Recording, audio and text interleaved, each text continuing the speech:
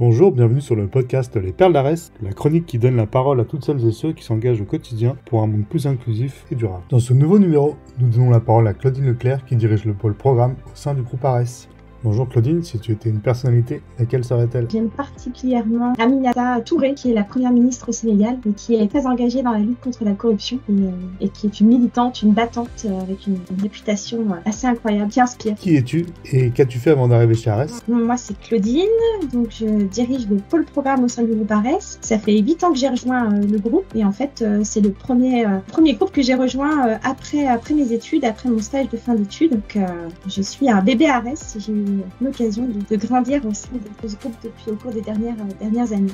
J'ai fait une école de commerce, Audencia à Nantes. Je me suis formée en conseil et en logistique et j'ai eu pas mal d'engagement humanitaire pendant l'école de commerce. Et en fait, pour la petite histoire, j'ai rejoint un graduate programme au sein de Norbert d'Entresangles, maintenant GXO, qui est en fait le partenaire JVS d'Arès pour Logins. Et c'est comme ça que j'ai rejoint Logins en passant par Norbert d'Entresangles qui m'a proposé de rejoindre le Logins et de m'y engager. Je devais y rester 6 mois et puis finalement j'y suis restée presque 5 ans.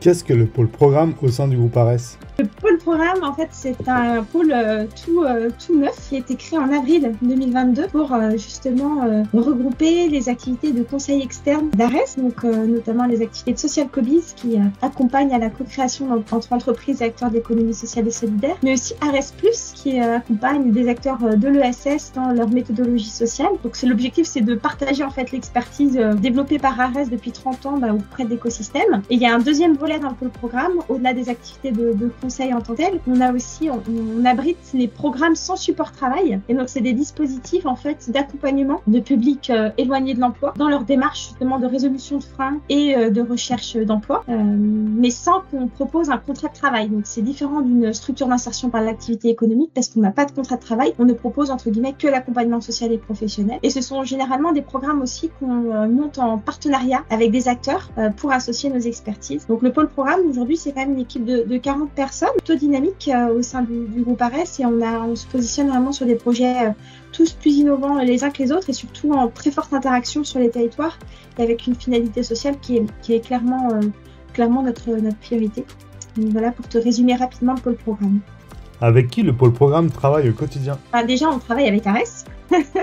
On intervient étroitement avec les fonctions partagées, mais aussi avec les autres établissements du groupe, parce qu'il y a pas mal de passerelles qui peuvent s'envisager entre nos actions et celles du reste. Mais aussi, on travaille, donc, comme je te disais, avec des partenaires. Typiquement, on a monté un programme mobile emploi avec notre partenaire Bim Bam Job. On a monté un programme ad hoc avec un collectif et tout particulièrement avec l'Instep, Ciel Bleu et Ipsos Santé.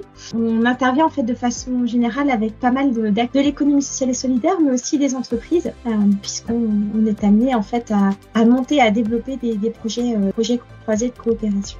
Quelles sont pour toi les plus belles réussites du pôle programme ? Là, on est en train de travailler sur notre raison d'être. Je suis toujours impressionnée par la capacité collective, l'intelligence collective des équipes.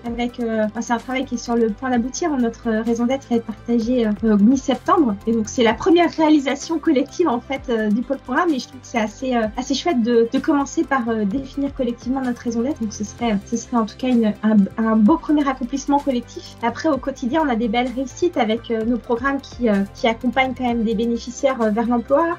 Et des taux de sortie positive très très bons. On est sur mobile emploi à plus de 80% par exemple. Donc au quotidien en tout cas on a des belles réussites et des équipes qui contribuent et avec une énergie et un enthousiasme qui est très motivant. Peux-tu nous décrire ton quotidien et ta journée type si tant est qu'il y en a une ? Beaucoup d'interactions justement avec à la fois les équipes. Comme je te parlais d'une équipe qui s'étoffe et qui est amenée aussi à grandir dans les prochains mois.